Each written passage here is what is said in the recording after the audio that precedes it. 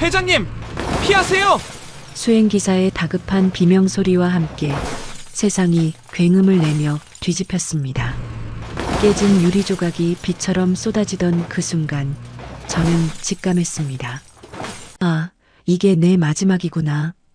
천벌이 이제야 나를 찾아왔구나. 불길이 치솟는 차 안에서 의식이 흐려지는데 누군가 제 팔을 억세게 잡아 끌었습니다. 살아야 한다며 제발 정신 좀 차리라며 울부짖는 그 목소리. 그건 낯선 남자의 목소리였지만 기이하게도 가슴을 후벼 파는 그리움이 묻어 있었습니다. 가까스로 눈을 뜬 저는 저를 안고 있는 청년의 얼굴을 보고 숨조차 쉴 수 없었습니다. 이바구 시작 전에 구독과 좋아요 부탁드리며 끝까지 함께 해주세요. 그날 아침도 저는 강남 한복판 100평짜리 펜트하우스의 거대한 식탁에 홀로 앉아 있었습니다. 20명은 좋게 앉을 수 있는 이태리제 대리석 식탁.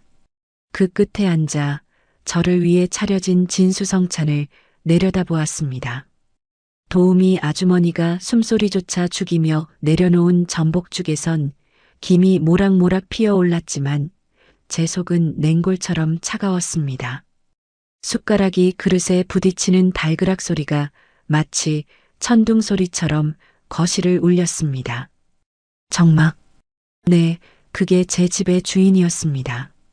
매일 아침 국내 최고의 의료진이 짜준 식단과 특급 호텔 출신 셰프가 만들어낸 요리들. 남들은 평생 한 번 구경하기도 힘든 산의 진미가 몇 끼 올라오지만 저는 압니다. 이 밥상엔 온기가 없습니다. 회장님, 식사 마치시면 바로 이동하셔야 합니다. 비서실장의 건조한 목소리가 허공을 갈랐습니다. 저는 말없이 수저를 내려놓았습니다. 내 통장에 찍힌 0의 개수가 12개가 넘으면 뭐합니까? 대한민국 재계 서열 12오순자. 사람들은 나를 철의 여인이라 부르며 우러러보거나 두려워하지만 정작 나는 5,000원짜리 국밥 한 그릇을 마음 편히 나눠 먹을 사람 하나가 없습니다. 오늘은 특별한 날이었습니다. 아니, 잔인한 날이라고 해야겠지요. 제 남편과 하나뿐인 아들 녀석의 기일이 겹치는 날이니까요. 새벽같이 일어나 목욕 재개하고 가장 아끼던 검은색 정장을 꺼내 입었습니다. 거울 속에 비친 칠순의 노파는 화려한 보석으로 치장하고 있었지만 눈빛만은 휑하니 비어 있었습니다. 수행기사가 운전하는 최고급 세단 뒷좌석에 앉아 교회의 가족묘원으로 향했습니다. 차창 밖으로 스쳐가는 풍경들이 야속하게도 너무나 아름다웠습니다. 봄꽃이 흐드러지게 피어 있더군요. 내 아들 현우가 참 좋아하던 꽃들이었습니다. 어머니, 저는 꽃이 좋아요. 돈보다 꽃이 더 예쁘잖아요. 그렇게 말하던 아들의 맑은 눈망울이 떠올라 가슴이 미어지는 것 같았습니다. 제가 그 아이를 벼랑 끝으로 몰지만 않았어도 지금쯤 제 옆에서 웃고 있었을 텐데. 봉분 앞에 나란히 선 2개의 비석. 그 차가운 돌덩이를 어루만지며 저는 속으로 빌고 또 빌었습니다. 여보, 현우야. 나도 이제 당신들 곁으로 갈 때가 됐나 보오. 돈은 원 없이 벌었는데 내 곁엔 아무도 없구려. 너무 외롭소. 내가 지은 죄가 많아서 죽어서도 자네들 못 만날까봐 그게 제일 겁이나. 눈시울이 뜨거워졌지만 꾹 참았습니다. 평생을 독하게 살아왔습니다. 남편을 잃었을 때도 피부치 같던 아들을 먼저 보냈을 때도 사람들 앞에서는 절대 눈물을 보이지 않았습니다. 약해 보이면 잡아먹히는 게 이 바닥 생리니까요. 그게 내 자존심이고 내가 평생을 지켜온 갑옷이었습니다. 하지만 텅 빈 집에 돌아갈 생각을 하니 발걸음이 천근만근이었습니다. 한참을 그렇게 비석에 기대어 앉아 있다 겨우 몸을 일으켰습니다. 돌아오는 차 안 운전대를 잡은 수행기사는 백미러로 제 눈치만 살피며 숨조차 크게 쉬지 않았습니다.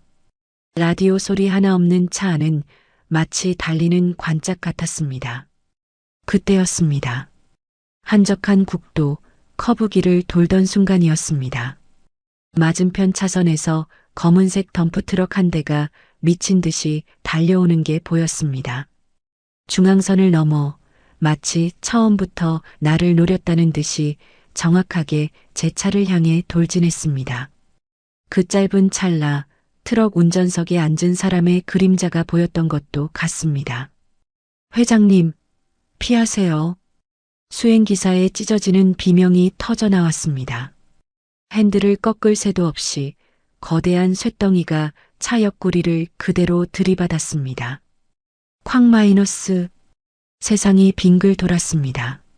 쇠가 찢어지고 유리가 박살나는 소리가 귀를 찢었습니다. 안전벨트가 가슴을 조여오고 제 몸이 공중으로 붕 떴다가 바닥으로 내동댕이 쳐지는 감각이 생생했습니다. 머리에서 뜨거운 것이 주르륵 흘러내려 눈을 가렸습니다. 시야가 온통 붉게 물들었습니다. 차는 몇 바퀴를 굴러 도로 아래 비탈길에 처박힌 뒤에야 멈췄습니다. 뒤집힌 차 안에서 희미하게 정신을 차렸을 때 코를 찌르는 역한 기름 냄새가 진동했습니다. 아, 이렇게 가는구나. 오순자 인생 결국 이렇게 길바닥에서 끝나는구나. 평생을 악착같이 모은 재산도 죽으림을 다해 지켜온 회사도 아무 소용이 없었습니다. 어차피 저승길엔 들고 가지도 못할 것들. 수천억 자산가가 아니라 그냥 늙고 힘없는 노인네로 죽어가는 것이었습니다. 마지막 순간에 떠오른 건 딱 하나였습니다. 현우야, 내 아들. 죽은 아들의 얼굴이 핏빛이야 너머로 어른거렸습니다. 제발 한 번만 더 그 아이의 얼굴을 볼 수 있다면. 30년 전 그날 모진 말로 내치지 않고 따뜻하게 한 번만 안아줄 수 있다면. 펑 마이너스. 차체 어딘가에서 폭발음과 함께 불길이 치솟았습니다. 뜨거운 열기가 순식간에 살갗을 파고들었습니다. 이제 정말 끝이라고 생각하며 눈을 감으려는데 누군가 찌그러져 잠긴 문을 미친 듯이 두들기기 시작했습니다. 안에 사람 있어요. 이봐요. 정신 좀 차려보세요. 쇳덩이를 뜯어내는 듯한 소리와 함께 찌그러진 문틈으로 빛이 새어 들어왔습니다. 그리고 한 청년이 불길에 그을린 얼굴로 제게 손을 뻗었습니다. 할머니, 어서요. 곧 폭발할 것 같아요. 손잡으세요. 저는 힘없이 고개를 저었습니다. 몸이 말을 듣지 않았습니다. 다리는 끼어 움직이지 않았고 숨을 쉴 때마다 갈비뼈가 찌르는 듯 아팠습니다. 그냥 가. 나는 틀렸어. 하지만 청년은 포기하지 않았습니다.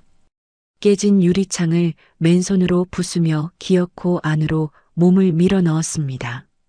피가 뚝뚝 떨어지는 손으로 엉킨 안전벨트를 끊어내고 저를 억지로 밖으로 끌어내기 시작했습니다. 정신 차려요. 살아야죠. 어떻게든 살아야죠. 의식이 점점 아득해졌습니다. 뜨거운 불길과 매캐한 연기 속에서 나를 살리겠다고 울부짖는 청년의 얼굴이 흐릿하게 보였습니다. 땀과 그을음으로 범벅된 그 얼굴. 그런데 이상했습니다. 왜일까요?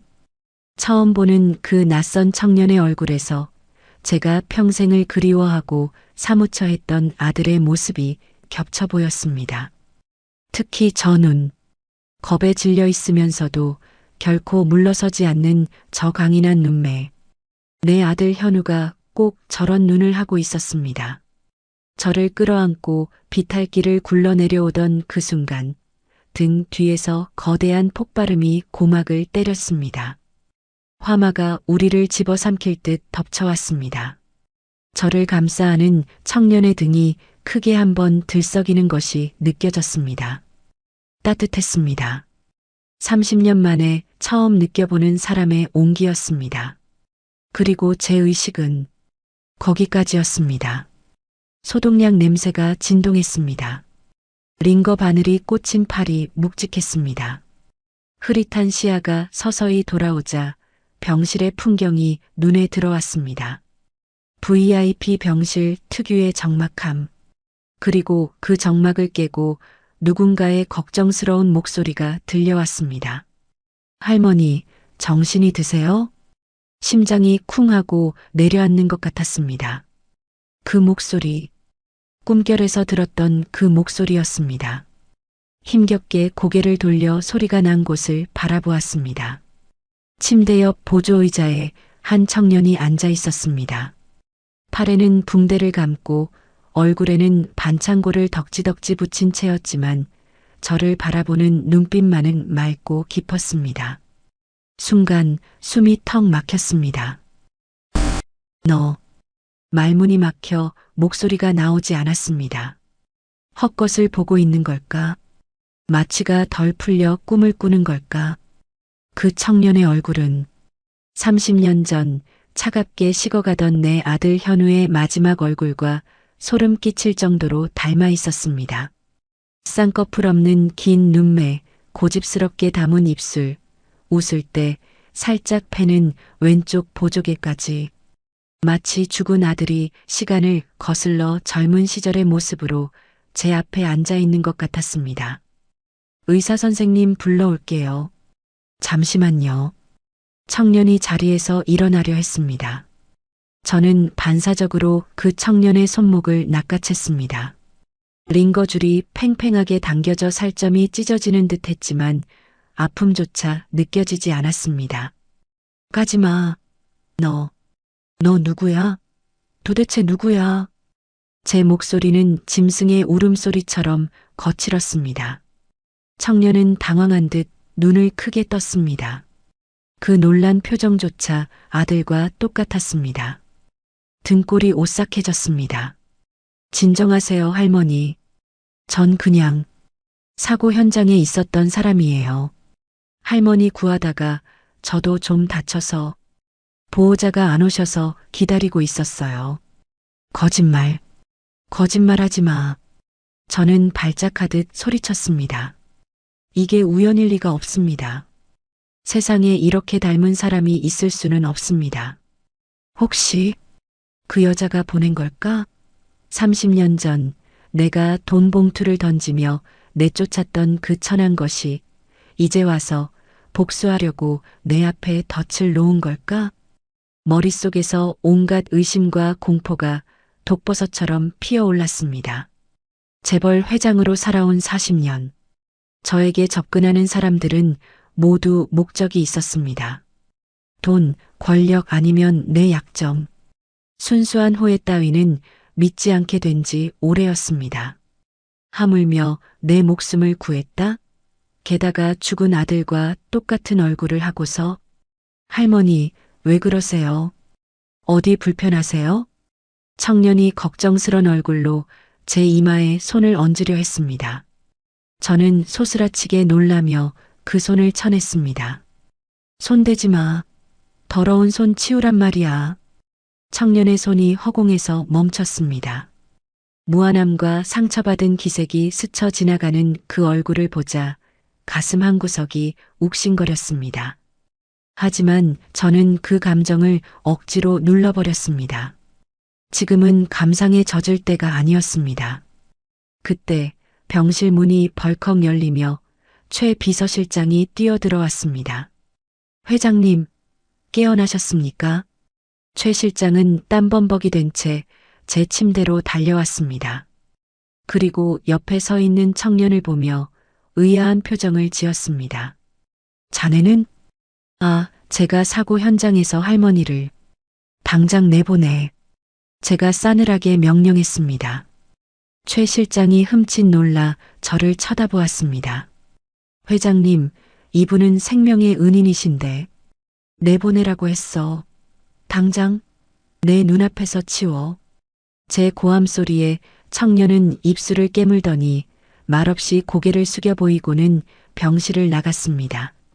그 뒷모습조차 아들을 닮아 있었습니다. 축 처진 어깨, 약간 구부정하게 걷는 걸음걸이. 청년이 나가자마자 저는 최 실장의 멱살을 잡다시피 끌어당겼습니다. 최 실장, 지금 당장 알아봐. 네, 뭘 말씀이십니까? 방금 나간 저놈. 저놈에 대해서 샅샅이 뒤져. 이름, 나이, 가족관계, 사는 곳, 직업. 하나도 빠짐없이 전부 다. 제 손이 부들부들 떨리고 있었습니다. 공포였습니다. 그것은 단순한 의심이 아니라 30년간 묻어두었던 죄악이 다시 살아나 나를 삼킬지 모른다는 원초적인 공포였습니다. 단순한 교통사고가 아니야. 저놈 분명 뭔가 있어. 내 아들. 현우랑 너무 닮았어. 너무 닮아서 징그러울 정도야. 최 실장의 눈동자가 흔들렸습니다. 그도 죽은 현우를 기억하고 있었으니까요. 설마 우연이겠죠, 회장님. 세상에 닮은 사람은 많으니까요. 재벌가의 우연 따위는 없어. 누군가 나를 노리고 의도적으로 접근한 거야. 사고도 구조도 전부 다 짜여진 각본일 수 있어. 박 전무 짓인지 아니면 다른 경쟁사 놈들 짓인지 아니면 말끝을 흐렸습니다. 차마 입 밖으로 내뱉을 수 없는 이름. 그 여자의 이름이 목구멍까지 차올랐다 내려갔습니다. 만약이라도 그 여자와 관련된 놈이면 그땐 살려두지 않을 거야. 내 인생을 또다시 망치게 둘 순 없어. 저는 이를 악물며 중얼거렸습니다. 하지만 제 심장은 쿵쾅거리며 다른 말을 하고 있었습니다. 혹시라도 현우의 핏줄이라면? 아닙니다. 그럴 리 없습니다. 그때 분명히 지웠다고 했습니다. 내 눈앞에서 병원으로 들어가는 것까지 확인했습니다. 그런데 저 청년은 대체 뭡니까?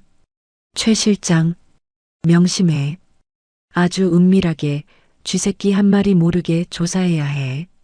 저놈이 내 핏줄 흉내를 내며 접근한 사기꾼인지 아니면 진짜. 알겠습니다.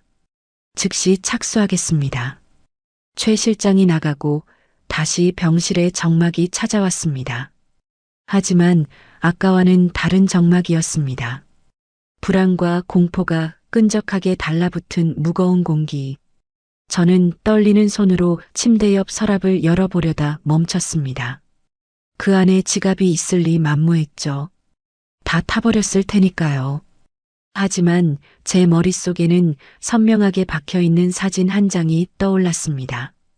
현우가 죽기 전 지갑 속에 소중히 간직하고 있던 그 여자의 사진. 그리고 그 옆에서 환하게 웃고 있던 현우의 얼굴. 방금 본 그 청년의 얼굴이 현우의 웃는 얼굴 위로 겹쳐졌습니다. 신이시여. 저는 이불을 머리끝까지 뒤집었었습니다. 눈물이 흘러내렸습니다. 무서웠습니다. 죽음보다 더 무서운 과거가 저 문 밖에서 저를 기다리고 있는 것만 같았습니다. 돈으로 모든 걸 해결할 수 있다고 믿었습니다. 돈으로 사람을 부리고, 돈으로 입을 막고, 돈으로 과거마저 지울 수 있다고 생각했습니다. 하지만 오늘 그 맹신이 무너져 내리는 소리를 들었습니다. 살아남았다는 안도감은 이미 사라진 지 오래였습니다. 이제부터 시작될 진실 게임이 제 목을 조여오고 있었습니다. 문득 아까 그 청년의 눈빛이 떠올랐습니다. 할머니, 정신이 드세요? 그 걱정스러운 눈빛, 티 없이 맑아서 더 의심스러운 그 눈빛. 과연 너는 누구냐?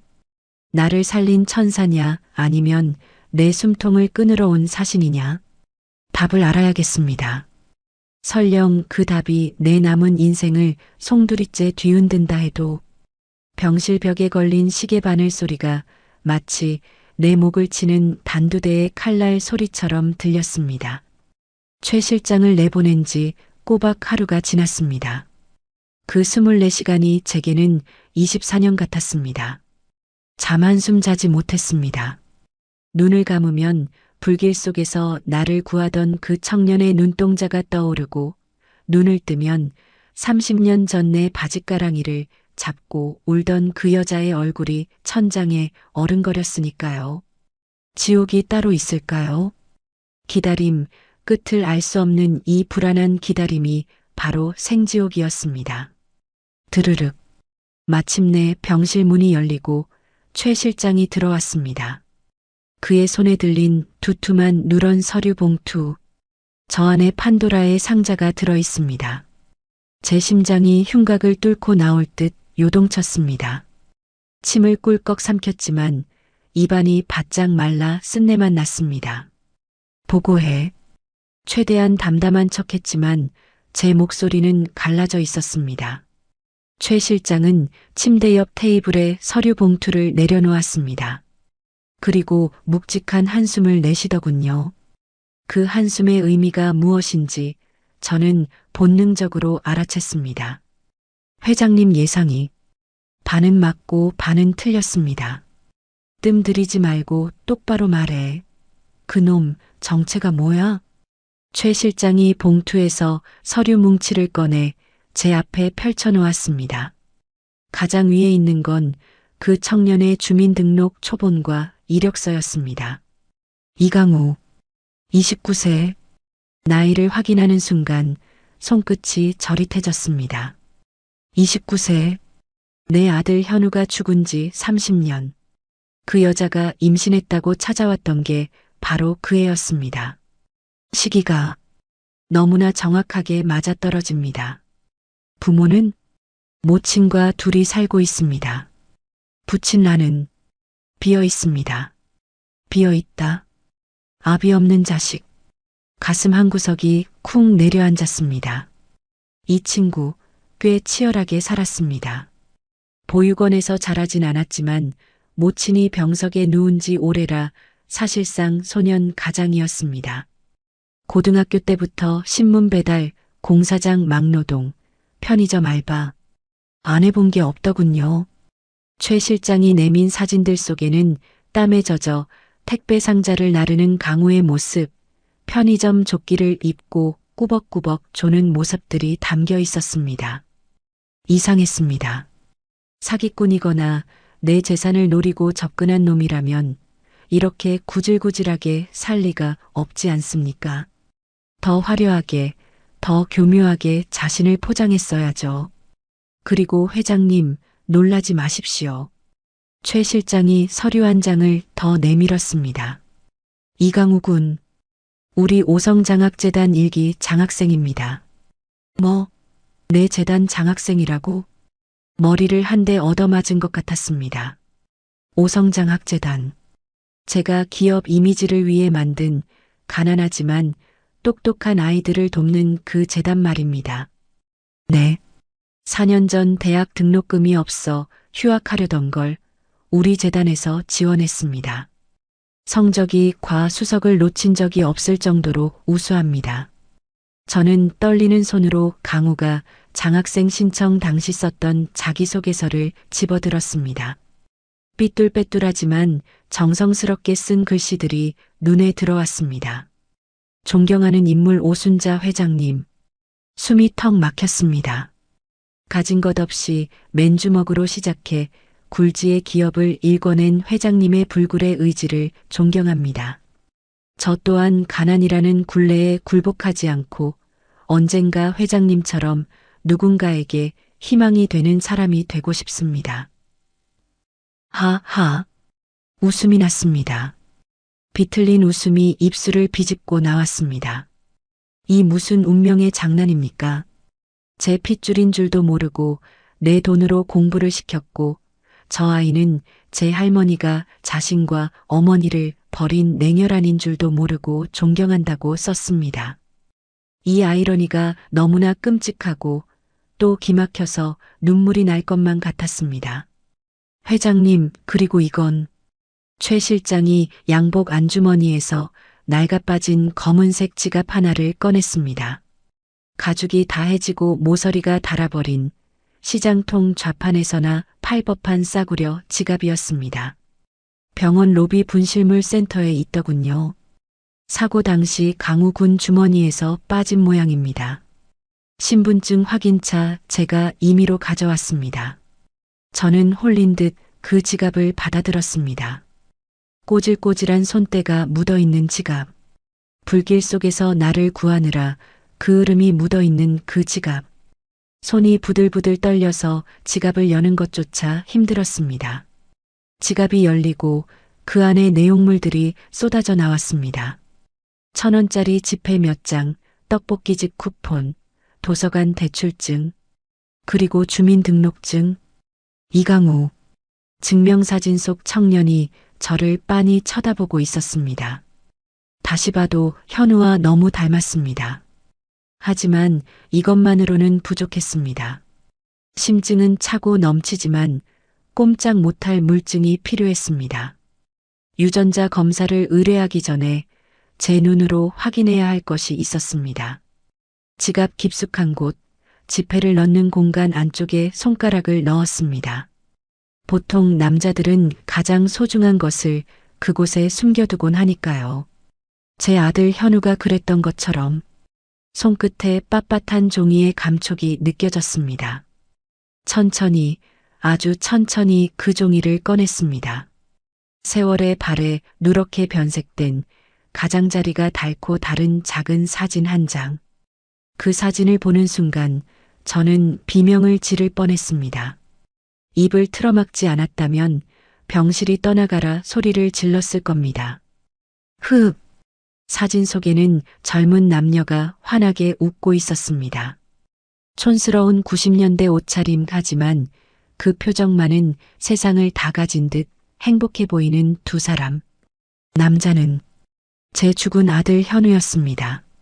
30년 전 교통사고로 떠나보내기 직전 가장 빛나던 시절의 모습 그대로, 그리고 그 옆에서 수줍게 현우의 팔짱을 끼고 있는 여자. 긴 생머리에 하얀 피부, 유난히 맑은 눈망울을 가진 여자. 김미정. 제 입에서 저주처럼 그 이름이 튀어나왔습니다. 잊으려야 잊을 수 없는 이름. 내 아들을 홀려 임신까지 하고 주제도 모르고 며느리 자리를 넘봤던 그 여자. 내가 돈 봉투를 얼굴에 뿌리며 다신 내 아들 앞에 나타나지 마라. 그 뱃속의 애도 지워라 하고 악담을 퍼부었던 바로 그 저자. 맞았습니다. 강우, 저 아이는 내 아들 현우와 김미정 사이에서 태어난 아이였습니다. 다리가 풀려 침대 위로 주저앉았습니다. 사진이 제 손에서 툭 하고 떨어져 하얀 시트 위로 나뒹굴었습니다. 그때였습니다. 사진 뒷면에 적힌 빛바랜 볼펜 글씨가 눈에 들어왔습니다. 현우의 필체였습니다. 사랑하는 미정, 그리고 우리 축복이와 함께 영원히 지켜줄게. 축복이. 그 뱃속의 아이 태명이 축복이었나 봅니다. 나는 그 축복을 저주했고 쓰레기 취급하며 버렸습니다. 그런데 그 아이가 30년이 지나 내 목숨을 구했습니다. 회장님, 괜찮으십니까? 안색이. 최 실장이 놀라 다가왔지만 제 귀에는 아무것도 들리지 않았습니다.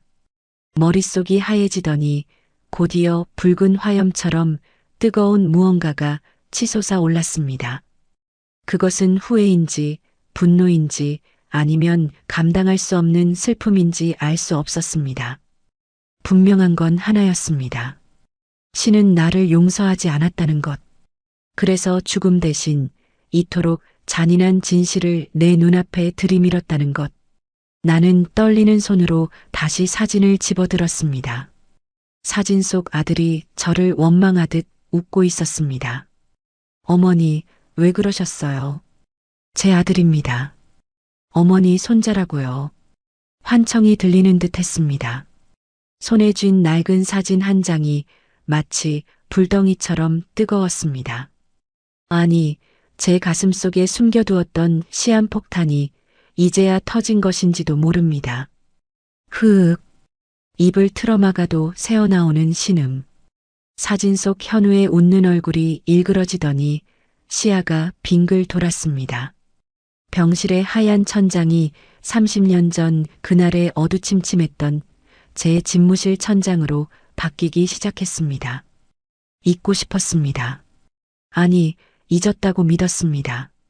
하지만 죄악은 결코 늙지 않고 그날의 모습 그대로 내 기억의 빗장을 부수고 들어왔습니다. 30년 전 겨울이었습니다. 유난히 눈보라가 거세게 치던 날이었죠. 제 집무실 바닥은 최고급 대리석이었지만 그날따라 얼음장처럼 차가웠습니다. 그리고 그 차가운 바닥에 한 여자가 무릎을 꿇고 있었습니다. 만삭이었습니다. 배가 남산만하게 불러서 얇은 코트 하나로 그 추위를 견디고 있던 여자. 바로 김미정이었습니다. 회장님, 제발 한 번만 허락해 주세요. 저 현우 씨 없으면 안 돼요. 저희 사랑하는 사이예요. 미정이는 얼어붙은 손을 비비며 애원했습니다. 눈물로 얼룩진 그 얼굴이 어찌나 처량하던지 지나가던 개도 동정했을 겁니다. 하지만 그때의 저는 사람이 아니었습니다. 돈에 미치고 성공에 미친 괴물이었습니다. 저는 최고급 가죽 소파에 다리를 꼬고 앉아 차가운 눈으로 그녀를 내려다보았습니다. 제 손에는 두툼한 흰 봉투가 들려 있었습니다. 사랑이 밥 먹여주니? 내까짓게 감히 내 아들을 넘봐? 내가 내 아들 발목 잡아서 인생 망치는 꼴 내 눈에 흙이 들어가도 못 봐. 회장님, 저 바라는 거 없어요. 그냥 현우 씨 곁에만 있게 해주세요. 제 뱃속에 현우 씨 아이가 있어요. 그 말이 제 인내심을 끊어버렸습니다. 닥쳐. 제가 고함을 지르자 미정이가 움찔하며 몸을 떨었습니다. 어디서 근본도 없는 씨를 가져와서 내 아들 아이라고 우겨? 그 뱃속에 든 게 내 핏줄이라는 증거 있어? 설령 맞다고 해도 난 인정 못해. 아니, 안 해. 저는 들고 있던 봉투를 미정의 얼굴을 향해 집어 던졌습니다. 탁 마이너스. 봉투가 미정의 뺨을 스치고 바닥에 떨어지며 둔탁한 소리를 냈습니다. 그 안에 든 수표 다발이 흩어졌습니다. 돈이었습니다. 사람의 마음을, 아니 사람의 목숨값을 매기려 했던 더러운 돈. 이거 받고 떨어져. 그리고 그 애 지워. 나을 생각하지 마. 만약 나아서 내 눈에 띄면 그땐 내 인생이고 뭐고 다 짓밟아 버릴 테니까. 미정이는 바닥에 흩어지는 돈을 보며 멍한 표정을 지었습니다. 그리고 천천히, 아주 천천히 배를 감싸 안았습니다. 어떻게 할머니가 되실 분이 손주한테 죽으라는 말을 하세요? 그녀의 떨리는 목소리가 비수처럼 날아와 꽂혔지만 저는 눈 하나 깜짝하지 않았습니다. 내 손주? 착각하지 마. 그건 그냥 혹덩어리야. 내 아들 앞길 막는 장애물이라고. 당장 그 돈 가지고 꺼져. 다시는 내 눈앞에 나타나지 마. 저는 비서들을 시켜 그녀를 끌어냈습니다. 울부짖으며 끌려가던 미정의 비명이 복도 끝까지 메아리쳤습니다. 회장님, 천벌 받으실 거예요. 당신은 어머니도 아니야. 그날 밤 현우가 미친 사람처럼 저를 찾아와 울부짖던 모습도 기억납니다. 어머니가 사람입니까? 어떻게 미정이한테 그럴 수 있습니까? 그리고 현우는 그 길로 집을 뛰쳐나갔습니다. 빗길 속으로 미정이를 찾겠다며. 그리고 그게 마지막이었습니다. 몇 시간 뒤 들려온 건 빗길 교통사고 소식뿐이었습니다. 병실 침대 위에서 저는 짐승처럼 헐떡였습니다. 과거의 기억이 제 목을 조르고 있었습니다. 내가 죽였습니다. 내 아들을 죽음으로 내몰고 내 며느리를, 내 손자를 벼랑 끝으로 밀어버린 건 바로 나였습니다. 그 뱃속의 아이가, 그 혹덩어리라고 불렀던 아이가 살아남아 내 목숨을 구했습니다. 천벌 받으실 거예요. 미정이의 그 저주가 30년이 지난 지금 축복이 되어 돌아온 겁니다. 이 얼마나 끔찍하고 잔인한 역설입니까? 회장님, 최 실장의 조심스러운 목소리가 저를 현실로 잡아 끌었습니다. 그는 아이패드를 들고 서 있었습니다. 추가 보고 드릴 게 있습니다. 강우 군, 현재 상황이 좋지 않습니다. 상황이라니? 무슨 일이야? 최 실장은 말없이 아이패드 화면을 켰습니다. 화면 속에는 어두운 골목길, 강우가 사는 고시원 앞 CCTV 영상이 재생되고 있었습니다.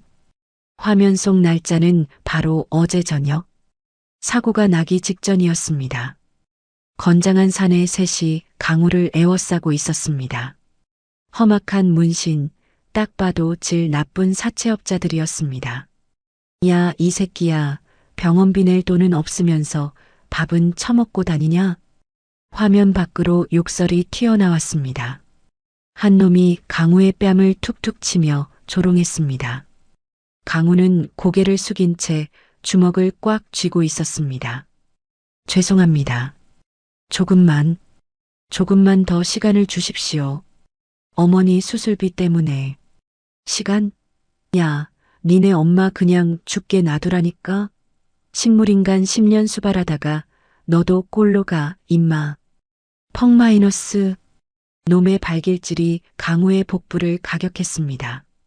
강우가 억하고 꼬꾸라졌습니다. 안 돼요. 어머니는 건드리지 마세요. 바닥에 쓰러져서도 강우는 한 사내의 바짓가랑이를 잡고 매달렸습니다.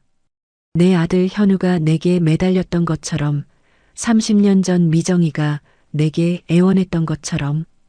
이거 나 새끼야. 퍽, 퍽, 퍽. 무자비한 발길질이 이어졌습니다. 강우는 비명 한 번 지르지 않고 몸을 웅크려 그 매질을 견뎌내고 있었습니다. 영상을 보는 제 손이 하얗게 질렸습니다. 화면 속에서 막고 있는 건 강우였지만 찢어지는 건 제 가슴이었습니다. 그만 끄라고. 제가 비명을 질렀습니다. 최 실장이 황급히 영상을 껐습니다. 모친. 그러니까 김미정 씨는 현재 요양병원에 입원 중입니다. 10년 전 뇌출혈로 쓰러진 뒤 의식이 없는 상태입니다. 강우 군이 그 병원비를 대느라 사채까지 쓴 모양입니다. 아, 미정아, 너도 살아있었구나. 식물인간이 되어서도 아들 곁을 지키고 있었구나. 그런데 나는 수천억을 깔고 앉아서 뭘 했단 말인가. 30년 전 내가 던진 그 돈다발이 결국 칼날이 되어 내 손자를 찌르고 있었습니다. 가난이라는 이름의 폭력이 내 핏줄을 짓밟고 있었습니다. 내 손자가 세상에서 가장 귀한 내 새끼가 단돈 몇백만 원 때문에 개처럼 맞고 있었습니다. 내가 가진 이 많은 돈이 다 무슨 소용입니까? 내 핏줄 하나 지키지 못하고 오히려 그들을 지옥으로 밀어넣은 이 저주받은 돈이. 가슴 깊은 곳에서 뜨거운 것이 치밀어 올랐습니다. 그것은 단순한 슬픔이 아니었습니다. 나 자신에 대한 뼈저린 증오, 그리고 늦었지만 이제라도 바로잡아야 한다는 서슬 퍼런결이었습니다. 최 실장, 저는 눈물을 닦지 않은 채 핏발선 눈으로 그를 쳐다보았습니다. 준비해. 네, 무엇을? 내 손자, 내 새끼 건드린 놈들, 한 놈도 남김없이 찾아내. 목소리가 지옥 밑바닥에서 긁어올린 듯 낮게 깔렸습니다. 그리고 병원 알아봐. 국내 최고, 아니 세계 최고의 의료진 대기시켜. 미정이, 내 며느리 살려내야 해. 하지만 회장님, 아직 유전자 검사 결과도 안 나왔고 이 사실이 외부에 알려지면. 상관없어. 제가 버럭 소리를 질렀습니다. 링거 거치대가 흔들릴 정도였습니다. 유전자 검사? 종이 쪼가리 따위 필요 없어. 내 피가 끓고 있어. 저 아이가 내 핏줄이라고, 내 심장이 말하고 있단 말이야. 저는 떨리는 손으로 이불을 걷어찼습니다. 당장이라도 달려가 강우를 안아주고 싶었습니다. 그 멍든 몸을 어루만지며 미안하다고, 할머니가 너무 늦게 왔다고 빌고 싶었습니다. 하지만 아직은 아닙니다. 지금 나서면 오히려 그 아이가 위험해질 수 있습니다. 박전무, 그 하이에나 같은 놈들이 냄새를 맡고 달려들 테니까요. 나는 눈물을 삼키며 다시 침대에 몸을 뉘었습니다. 눈을 감자 강우의 모습이 떠올랐습니다. 사채업자에게 맞으면서도 어머니를 지키려 했던 그 효심, 나를 구하기 위해 불길 속으로 뛰어들었던 그 용기. 그 아이는 나를 닮지 않았습니다. 돈밖에 모르는 괴물인 나를 닮지 않고 사랑을 위해 목숨을 걸었던 제 아비와 어미를 닮았습니다.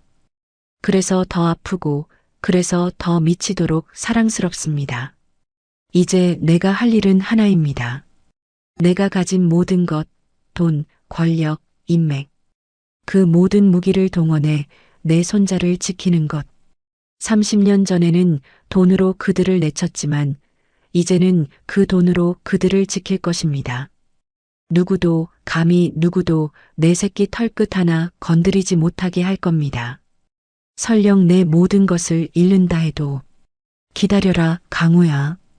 할머니가 간다. 어둠 속에서 저는 주먹을 꽉 쥐었습니다. 손톱이 살을 파고들어 피가 배어 나왔지만 그 아픔조차 느껴지지 않았습니다.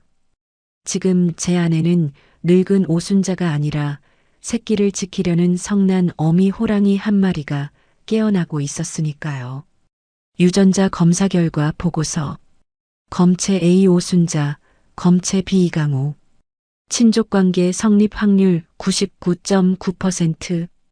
종이 위에 찍힌 저 숫자가 마치 신의 인장처럼 보였습니다. 제 손이 떨리고 있었습니다. 아니, 온몸의 세포 하나하나가 전율하고 있었습니다. 맞구나. 정말 내 핏줄이구나. 종이를 가슴에 품고 하염없이 눈물을 흘렸습니다. 30년 전 끊어졌다고 믿었던 인연의 끈이 사실은 한 번도 끊어진 적 없이 이어져 오고 있었던 겁니다. 이제 망설일 시간은 끝났습니다. 할머니로서 그리고 죄인으로서 내가 해야 할 일은 명확했습니다. 최 실장은 제 지시대로 즉각 움직였습니다. 강우를 괴롭히던 사채업자들에게 사람을 보내 그들이 강우에게 덮어 씌운 이자까지 합친 빚 전액을 대납하겠다고 제안했습니다. 단 조건은 익명의 독지가라는 이름으로. 제가 나설 수 없었습니다. 아직은 때가 아니었으니까요. 그리고 무엇보다 제가 강우에게 해줄 수 있는 게 돈밖에 없다는 사실이 뼈아팠지만 당장 그 아이를 지옥에서 꺼내주는 게 급선무였습니다. 하지만 돌아온 대답은 제 예상을 완전히 빗나갔습니다. 거절했다고? 네, 회장님. 강우군이 완강합니다. 최 실장의 난처한 표정에 저는 미간을 찌푸렸습니다. 이유가 뭐야? 빚 갚아주겠다는데, 어머니 병원비 대주겠다는데 왜 마다해? 지금 찬밥 더운 밥 가릴 처지가 아니잖아. 그게 이유 없는 돈은 받지 않겠다고 합니다. 그리고 뭐? 자신을 구해주려던 게 혹시 그날 사고 차량의 주인이냐고 묻더군요. 만약 그렇다면 더더욱 받을 수 없다고. 머리가 띵했습니다. 눈치가 빠른 녀석입니다. 아니, 자존심이 센 겁니다. 제 아비 현우처럼. 그래서 제가 아니라고 그냥 재단 후원자라고 둘러댔는데도 막무가내입니다. 직접 만나서 거절하겠다고 찾아오겠다는 걸 겨우 말렸습니다. 답답함에 가슴을 쳤습니다. 돈이면 다 되는 줄 알았습니다. 평생을 그렇게 살아왔으니까요. 그런데 빈털터리인 제 손자가 그깟 자존심 하나로 수천만 원을 거절하고 있습니다. 내가 직접 가야겠어. 회장님, 아직 몸도 성치 않으신데. 잔말 말고 차 대기시켜. 내 눈으로 직접 보고 설득해야겠어. 환자복 위에 코트를 걸치고 몰래 병원을 빠져나왔습니다. 강우가 일하고 있다는 편의점으로 향했습니다. 유리창 너머로 강우의 모습이 보였습니다. 좁은 카운터에 서서 삼각김밥으로 끼니를 때우며 전공 서적을 들여다보고 있는 모습, 헬스칸 볼, 터진 입술. CCTV 영상으로 봤던 것보다 실물은 훨씬 더 야위어 있었습니다. 딸랑 마이너스. 문을 열고 들어서자 강우가 화들짝 놀라 고개를 들었습니다. 어서 오세. 할머니. 강우의 눈이 휘둥그레졌습니다. 며칠 전 VIP 병실에서 저를 보고 쫓겨났던 기억이 생생할 테니까요. 여긴 어떻게? 아니, 몸은 괜찮으세요? 저를 쫓아낼 줄 알았는데 강우는 제 안색부터 살폈습니다. 그 착한 심성이 또 한 번 제 가슴을 후벼 팠습니다. 지나가다 들렀다. 목이 말라서. 저는 짐짓퉁명스럽게 말하며 음료수 냉장고로 향했습니다. 손이 떨려 음료수 캔을 집는 것조차 쉽지 않았습니다. 계산대에 캔을 내려놓자 강우가 머뭇거리며 입을 열었습니다. 저기 할머니. 지난번엔 죄송했어요. 제가 주제넘게 굴었죠. 많이 놀라셨을 텐데. 오히려 사과를 하는 건 강우였습니다. 저는 울컥 치미는 감정을 억누르며 지갑을 열었습니다. 빚이 있다지? 강우의 표정이 순식간에 굳어졌습니다. 네, 그걸 어떻게 해? 내가 내 장학생이라며. 재단에서 들었다. 사채까지 썼다면서. 아, 네. 강우가 고개를 숙였습니다. 내가 갚아주마. 그깟 돈, 나한테는 껌값도 안 되니까. 대신 조건이 있다. 내 회사에 들어와서 일해. 월급에서 까는 걸로 하자. 최대한 비즈니스적인 제안인 척 자존심을 건드리지 않으려 애썼습니다. 하지만 강우의 눈빛이 차갑게 가라앉았습니다. 죄송합니다. 마음만 받겠습니다. 왜? 돈이 무서워서? 아니면 내가 싫어서? 아니요. 돈으로 빚진 마음, 돈으로 갚는 거, 그거 비겁한 거니까요. 뭐? 강우는 제 눈을 똑바로 쳐다보며 말했습니다. 할머니가 저 도와주시고 싶은 마음 감사해요. 절 구해주셨다는 부채감 때문이시겠죠.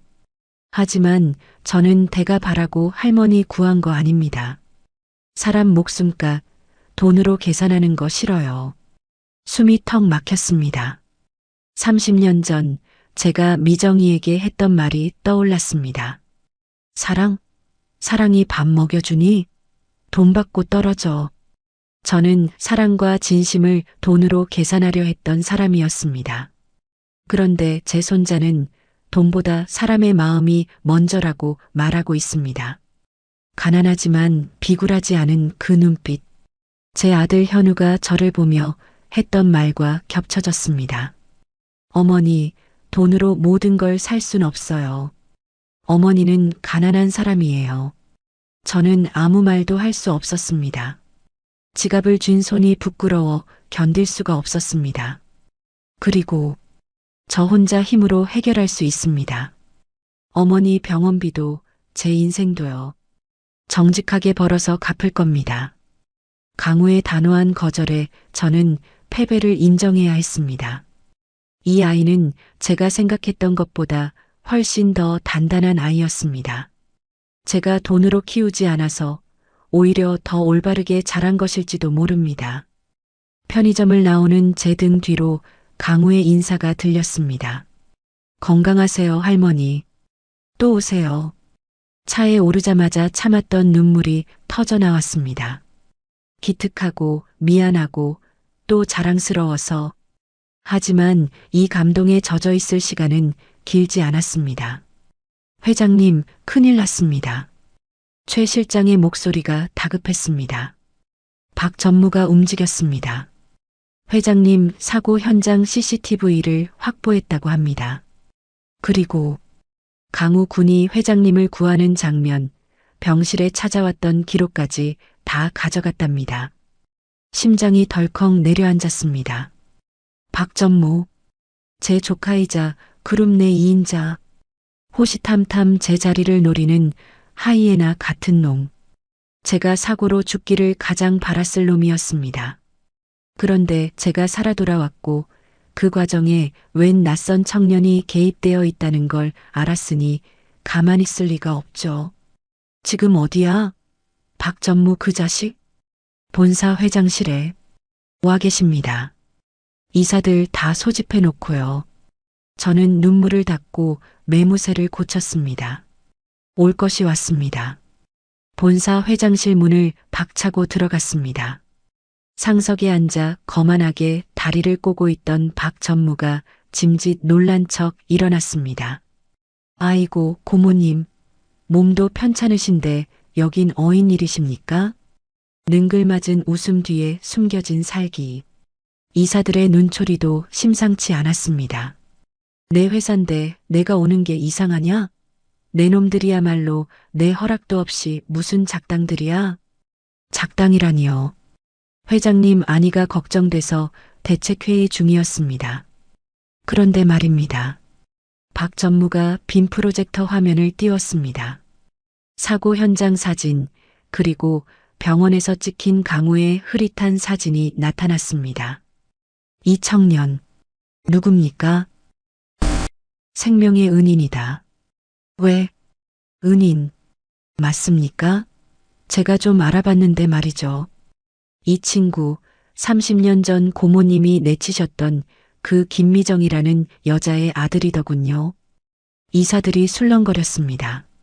박 전무는 승자의 미소를 지으며 제게 다가왔습니다. 고모님, 혹시 숨겨둔 손자라도 찾으신 겁니까? 아니면 이 친구가 고모님 재산 노리고 접근한 사기극입니까? 어느 쪽이든 우리 그룹 후계 구도에 아주 큰 변수가 되겠는데요. 박 전무의 눈이 번들거렸습니다. 놈은 알고 있습니다. 이게 사실이라면 스캔들이고 아니라면 사기극으로 몰아 저를 치매 노인 취급하려는 속셈을. 저는 주먹을 꽉 쥐었습니다. 여기서 밀리면 끝입니다. 강우도 저도 죽습니다. 소설 쓰지 마라. 우연히 구해준 것뿐이야. 그 이상도 이하도 아니다.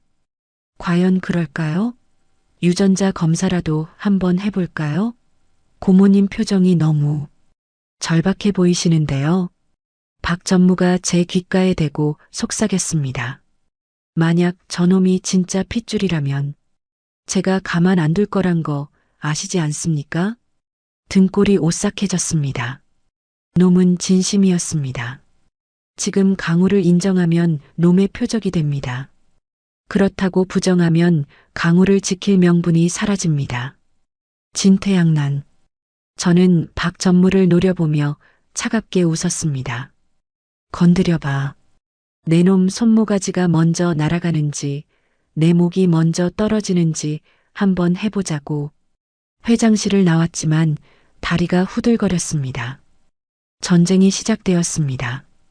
이제는 숨어서 지켜볼 수만은 없습니다. 강우가 위험합니다.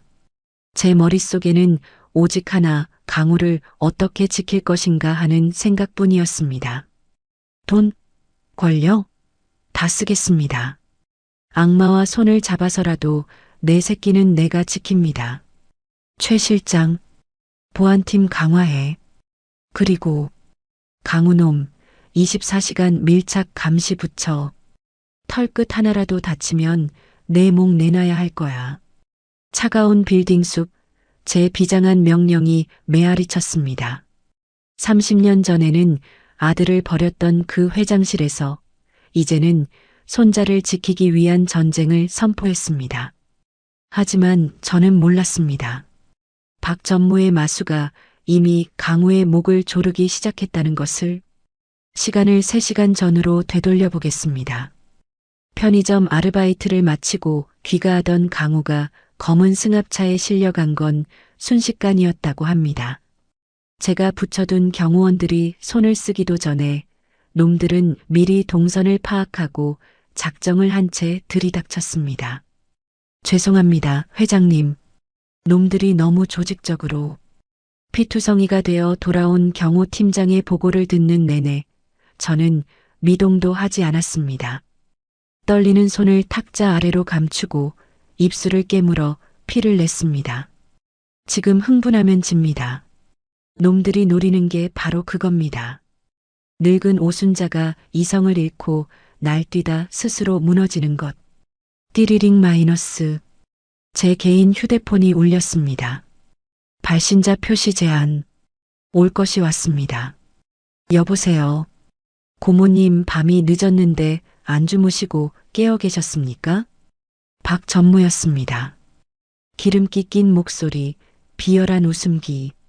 당장이라도 수화기를 씹어먹고 싶었지만 참았습니다. 용건만 말해. 내 손자, 어디 있냐? 아이고, 벌써 내 손자라고 인정하시네요? 거보세요. 제가 뭘 했습니까? 핏줄 당기는 건 못 속인다니까요. 허튼 수작 부리면 내 놈 뼈를 갈아서 개 사료로 줄 테다. 강우 털끝 하나라도 건드리면. 워워, 진정하십시오. 아직은 털끝 하나 안 건드렸습니다. 아직은요. 박 전무가 킬킬거리며 말을 이었습니다. 거래를 좀 하시죠. 내일 열릴 임시 주주총회. 거기서 고모님이 가진 지분 전량을 저에게 양도한다는 각서에 도장만 찍으시면 됩니다. 그럼 이 귀하신 도련님은 털끝 하나 안 다치고 보내드리죠. 미친놈. 회사를 날로 먹으려 들어? 선택은 고모님이 하시는 겁니다.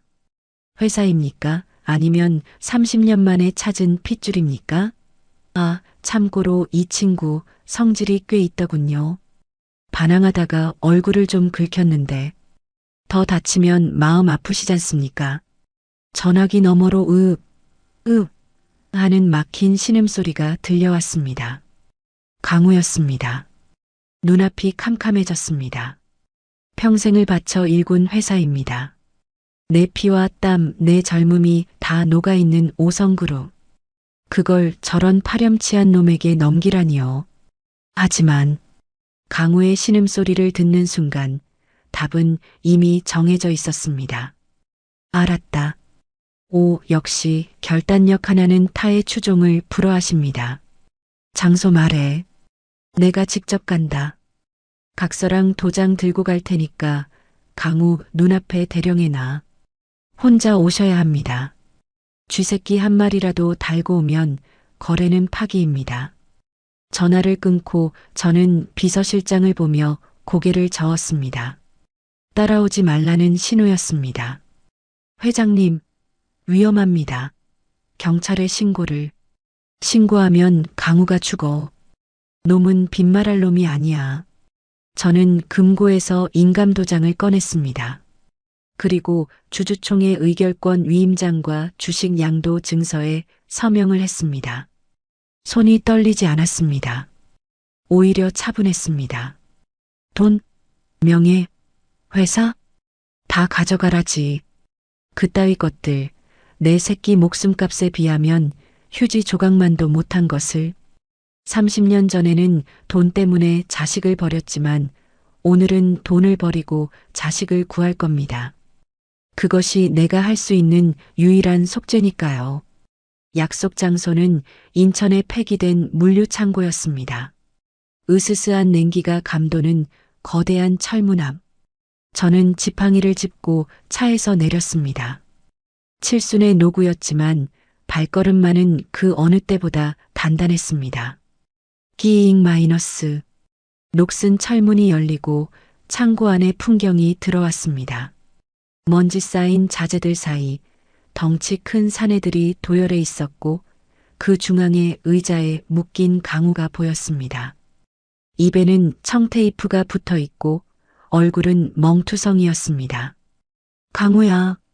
저도 모르게 비명이 터져 나왔습니다. 강우가 고개를 들어 저를 보았습니다. 놀란 눈. 왜 할머니가 여기에 있느냐는 듯한 믿을 수 없다는 표정. 어서 오십시오, 고모님. 박 전무가 짝짝짝 박수를 치며 어둠 속에서 걸어 나왔습니다. 진짜 혼자 오셨네요? 역시 여장부십니다. 각서 여기 있다. 애부터 풀어. 저는 서류 봉투를 흔들어 보였습니다. 박 전무가 눈짓하자 부하 하나가 다가와 봉투를 낚아채 갔습니다. 박 전무는 서류를 훑어보고는 만족스러운 미소를 지었습니다. 확실하군요. 인감 증명까지 완벽하고 확인했으면 풀어. 당장? 아, 급하시긴. 그런데 고모님, 이 친구한테 인사는 하셔야죠. 아직 이 친구는 상황 파악이 안 된 것 같아서 말입니다. 박 전무가 강우에게 다가갔습니다. 그리고 강우의 입에 붙은 테이프를 거칠게 떼어냈습니다. 으악! 강우가 고통스러운 신음을 흘렸습니다. 저는 지팡이를 들어 박 전무를 내리치려 달려들었습니다. 이게만도 못한 자식? 손대지 마. 하지만 덩치 큰 부하들이 제 팔을 붙잡았습니다. 늙은 힘으로는 역부족이었습니다. 이봐, 청년. 박 전무가 강우의 턱을 잡고 흔들었습니다. 너 저 할망구가 누군지 아냐? 그냥 돈 좀 있는 동네 할머니인 줄 알지? 강우가 거친 숨을 몰아쉬며 저와 박 전무를 번갈아 보았습니다. 당신들, 뭐야? 돈 때문에 이러는 거야? 할머니, 그냥 가세요. 저 때문에 이러지 마시고. 크하하, 가라니? 야, 이 멍청한 놈아. 저 할망구가 너 구하러 회사까지 통째로 내놓고 왔는데 가긴 어딜까? 박 전무의 입에서 잔인한 진실이 폭포수처럼 쏟아져 나왔습니다. 잘 들어. 저 할망구가 바로 오성그룹 오순자 회장이야. 그리고 30년 전 임신한 네 애미를 길바닥에 내쫓아서 네 인생을 시궁창으로 만든 장본인이고 강우의 눈동자가 지진이라도 난 듯 흔들렸습니다. 뭐? 라고요? 강우의 시선이 천천히 제게로 향했습니다. 원망, 혼란, 배신감. 그 모든 감정이 뒤섞인 눈빛. 저는 차마 그 눈을 마주볼 수 없어 고개를 떨구었습니다. 할머니가 오순자 회장님? 그래. 네가 그토록 존경한다던 그 오순자 회장. 네 친할머니라고. 널 버린 비정한 할망구. 박 전무의 조롱 섞인 외침이 창고를 울렸습니다. 아니야. 강우야, 내 말 좀 들어봐. 내가 설명할게. 저는 울먹이며 강우에게 손을 뻗었지만 강우는 몸을 움츠리며 저를 피했습니다. 그 거부의 몸짓이 1000개의 칼날보다 더 아프게 제 심장을 난도질했습니다. 왜 그러셨어요? 우리 엄마한테, 나한테 왜? 강우의 눈에서 눈물이 주르륵 흘러내렸습니다. 재밌네, 재밌어. 자, 감동적인 가족 상봉은 저승가서 마저들 하시고. 박 전무가 돌변한 표정으로 손짓했습니다. 서류 챙겼으니 뒤탈없게 처리해. 뭐, 약속이 다르잖아. 제가 소리쳤습니다. 박 전무는 비릿하게 웃었습니다. 약속? 늙으면 순진해지나 봐요? 내가 미쳤다고 고모님이랑 저놈을 살려둡니까? 둘 다 교통사고로 죽는 걸로 처리해야 깔끔하게 승계가 마무리되죠. 놈은 처음부터 우리를 살려보낼 생각이 없었습니다. 사내들이 쇠파이프를 들고 다가왔습니다. 죽여. 명령과 함께 사내 하나가 강우를 향해 쇠파이프를 높이 치켜들었습니다.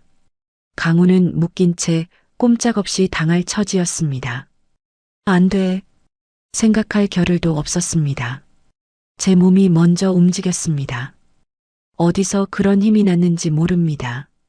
뿌리치던 부하들의 손을 떨쳐내고 저는 강우의 몸 위로 몸을 날렸습니다. 펑 마이너스. 둔탁한 타격음이 뼈를 울렸습니다. 등짝이 쪼개지는 듯한 고통.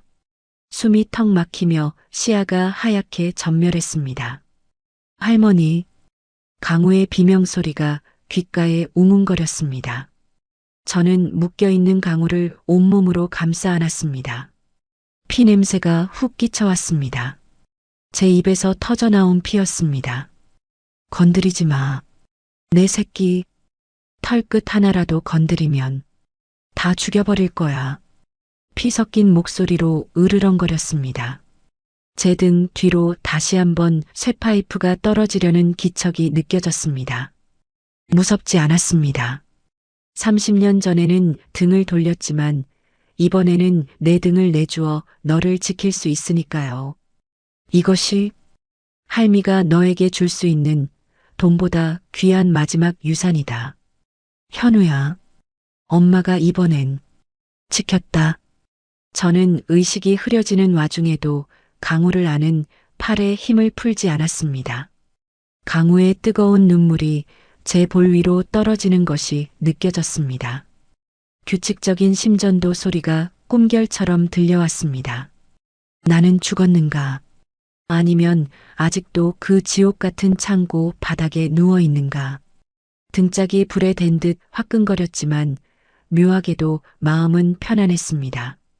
눈을 떴을 때 흐릿한 시야 속에 경찰 제복들이 보였습니다. 아, 살았구나. 최 실장이 기어이 경찰을 달고 왔구나. 놈의 고집이 내 목숨을, 아니 강우의 목숨을 살렸구나. 하지만 안도감도 잠시 끔찍한 통증이 밀려왔습니다. 쇠파이프에 맞은 등과 어깨가 부서진 듯 욱신거렸습니다. 하지만 저는 신음조차 내뱉을 겨를이 없었습니다. 강우는 갈라진 목소리로 강우부터 찾았습니다. 옆 침상에 누워 응급처치를 받고 있는 강우의 모습이 보였습니다. 찢어진 이마, 퉁퉁 부은 뺨.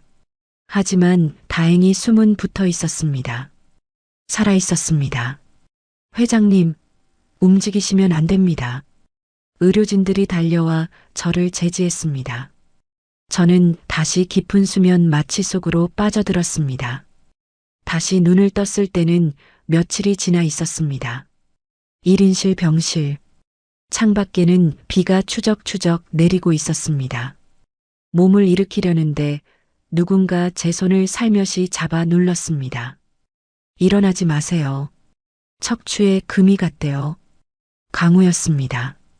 환자복을 입고 붕대를 감은 채 제 침대 곁을 지키고 있던 아이. 하지만 그 눈빛은 예전과 달랐습니다. 원망, 혼란, 슬픔, 복잡한 감정이 소용돌이치고 있었습니다. 이제 피할 곳은 없었습니다. 모든 진실이 드러난 지금 제가 해야 할 일은 변명이 아니라 고백이었습니다.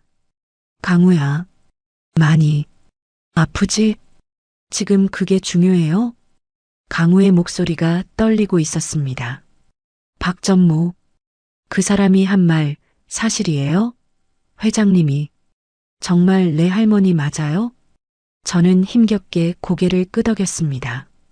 그래, 내가 내 아비 현우의 어미다. 그럼 우리 엄마 내쫓은 것도 뱃속에 있던 저를 지우라고 했다는 것도 다 사실이에요? 강우의 눈에 눈물이 고였습니다.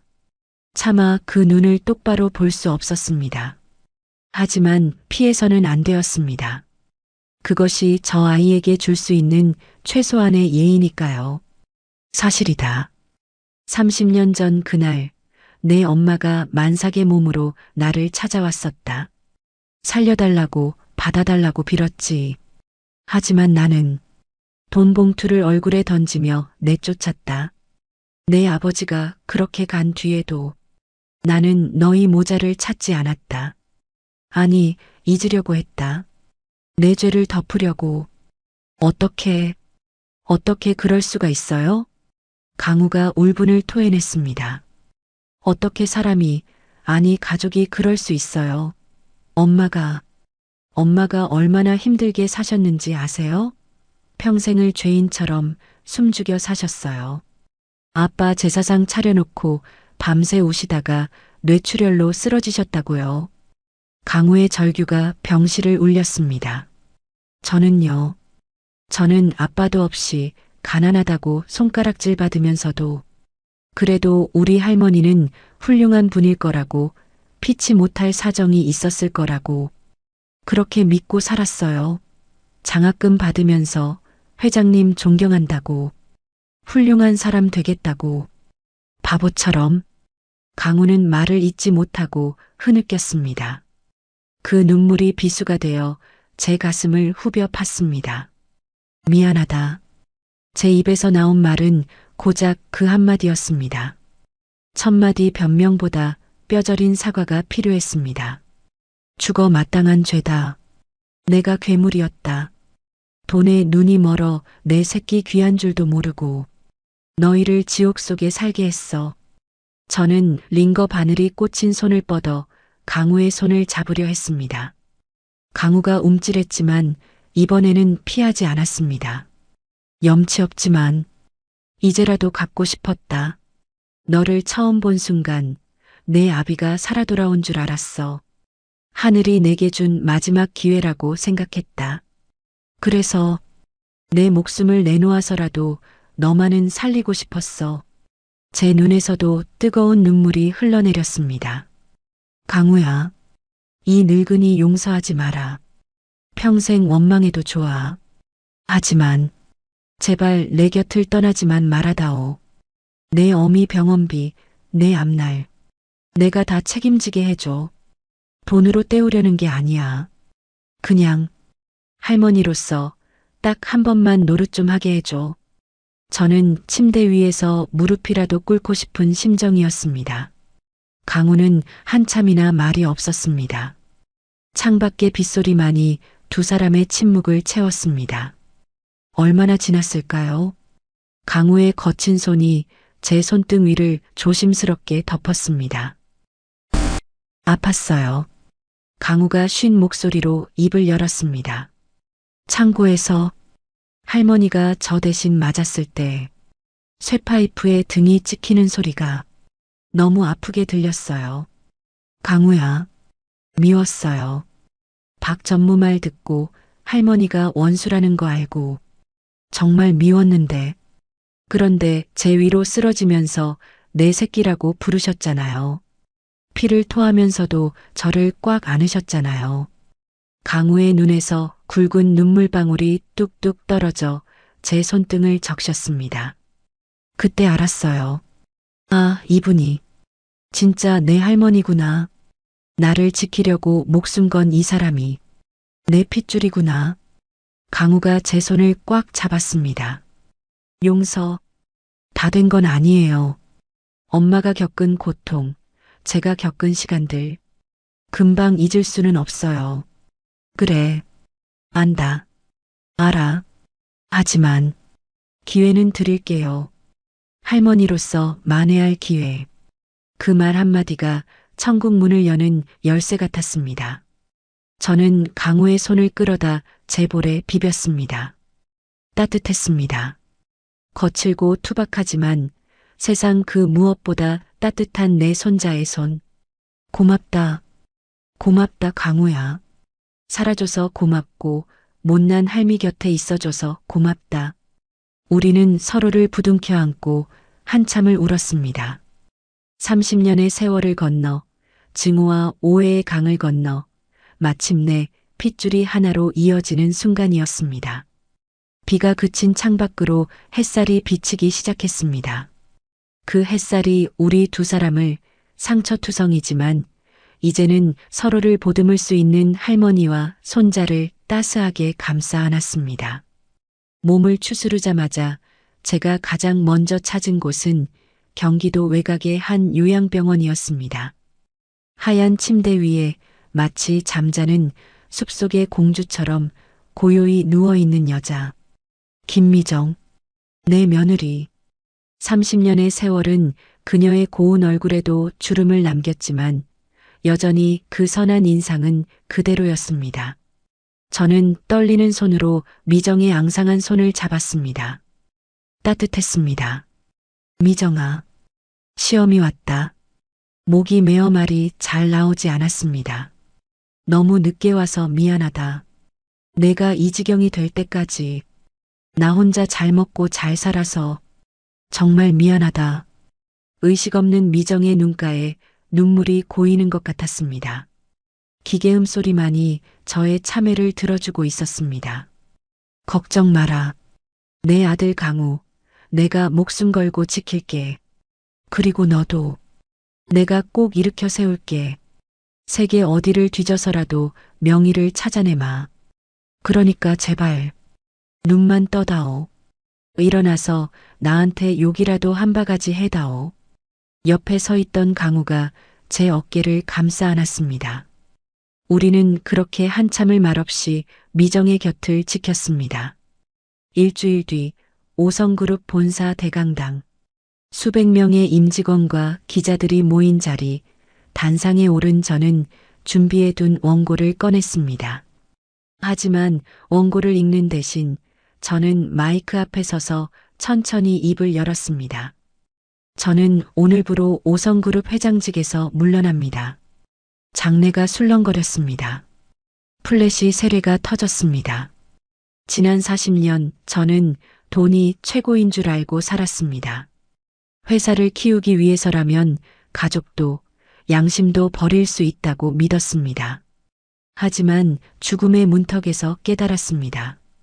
제가 쌓아 올린 이 금자탑이 사실은 모래성에 불과했다는 것을요. 저는 강당 구석에 서 있는 강우를 바라보았습니다. 말끔한 정장을 입고 저를 응원하듯 미소 짓고 있는 내 손자. 제 후임은 제 핏줄이 아닙니다. 능력 있고 덕망 있는 전문 경영인에게 경영권을 넘기겠습니다. 제 손자 이강우 군은 경영 수업 대신 본인이 하고 싶어하는 공부를 계속할 겁니다. 또 한 번 장내가 발칵 뒤집혔습니다. 재벌 총수가 핏줄 승계를 포기하다니요. 하지만 저는 알았습니다. 강우에게 물려줘야 할 것은 무거운 왕관이 아니라 자유로운 날개라는 것을. 저는 이제 평범한 할머니로 돌아가려 합니다. 남은 생은 제 가족에게 진 빚을 갚으며 따뜻한 밥 한 끼의 소중함을 배우며 살겠습니다. 감사합니다. 단상을 내려오는 제 발걸음은 깃털처럼 가벼웠습니다. 수십 년간 제 어깨를 짓누르던 탐욕의 짐을 내려놓은 기분이었습니다. 그날 저녁, 제 100평짜리 펜트하우스 식탁에는 낯선 풍경이 펼쳐졌습니다. 금도금된 식기 대신 투박한 뚝배기가 올라왔고 스테이크 대신 보글보글 끓는 된장찌개가 놓였습니다. 할머니, 간 좀 보세요. 짜지 않아요? 앞치마를 두른 강우가 국자를 내밀었습니다. 요양병원에 있는 엄마 간병하느라 요리 솜씨가 늘었다는 녀석. 후루룩. 한 숟가락 입에 넣자 구수한 된장 맛과 함께 알 수 없는 뭉클함이 목을 타고 넘어갔습니다. 맛있다. 정말 맛있다, 강우야. 다행이네요. 많이 드세요. 할머니 퇴원 축하드려요. 강우가 갓 지은 하얀 쌀밥 위에 깻잎 장아찌를 올려주었습니다. 그 사소한 동작 하나에 눈물이 핑 돌았습니다. 혼자 먹던 진수성찬보다 둘이 먹는 이 소박한 밥상이 왜 이리도 귀하고 맛있는지요. 텅 비어있던 거실에 강우의 웃음소리가 채워지고 적막하던 제 가슴에 온기가 차오르기 시작했습니다. 밥을 먹다 문득 강우가 물었습니다. 할머니, 후회 안 하세요? 회사, 평생 일구신 거잖아요. 저는 숟가락을 내려놓고 강우의 손을 잡았습니다. 강우야, 할미는 평생 더 많이, 더 높이만을 외치며 살았다. 그런데 말이다. 높이 올라가 보니 알겠더구나. 그곳엔 산소가 희박해서 숨쉬기만 힘들 뿐이라는 걸. 강우의 눈을 지그시 바라보았습니다. 내가 진짜 이루고 싶었던 건 100층짜리 빌딩이 아니라 바로 이런 거였어. 사랑하는 사람과 마주 앉아 따뜻한 밥 한 끼 먹는 것. 오늘 내가 차려준 이 밥상이 내 인생 최고의 성공이다. 강우가 쑥스러운 듯 코끝을 찡긋하며 웃었습니다. 아, 저 미소. 30년 전 현우가 보여주던 그 맑은 미소. 이제는 지킬 수 있습니다. 아니, 영원히 지킬 겁니다. 식사를 마치고 강우와 나란히 소파에 앉아 과일을 깎았습니다. TV에서는 주말 연속극이 흘러나오고 창밖으로는 서울의 야경이 별처럼 반짝였습니다. 문득 30년 전 그날이 떠올랐습니다. 만약 그때 내가 미정이를 받아들였다면 우리 가족은 더 일찍 행복할 수 있었을까요? 지나간 시간은 되돌릴 수 없습니다. 하지만 남은 시간은 다르게 채울 수 있습니다. 할머니, 내일은 엄마 면회 갔다가 꽃 구경 가요. 벚꽃이 만개했대요. 그래, 그러자. 우리 강우 하고 싶은 거 다 하자. 저는 강우의 어깨에 머리를 기대었습니다. 늙고 지친 몸이었지만 마음만은 다시 태어난 듯 생기가 돌았습니다. 사고가 났던 그날, 죽음 앞에서 제가 찾았던 답은 돈이 아니었습니다. 사람이었습니다. 그리고 신은 제게 기적처럼 그 답을 보내주셨습니다. 불길 속으로 뛰어들어 나를 구해준 나의 천사, 나의 손자. 고맙다, 강우야. 나한테 와줘서. 저도요, 할머니. 오래오래 사세요. 강우가 제 손을 꼭 잡았습니다. 거칠지만 따뜻한 그 손의 온기가 제 심장까지 전해졌습니다. 창밖의 달빛이 유난히 밝았습니다. 현우야, 보고 있니? 내 아들이 이렇게 훌륭하게 자랐단다. 엄마가, 이제야 진짜 엄마가 된 것 같구나. 내 남은 인생, 이 아이를 위해, 그리고 너를 위해 살다가마. 돈이 아니라 사랑을 남기는 사람으로. 오늘의 이바구는 여기까지입니다. 끝까지 함께 해주셔서 감사드리며 구독과 좋아요 눌러주시면 놀라운 인생 사연들을 누구보다 먼저 무료로 만나보실 수 있습니다.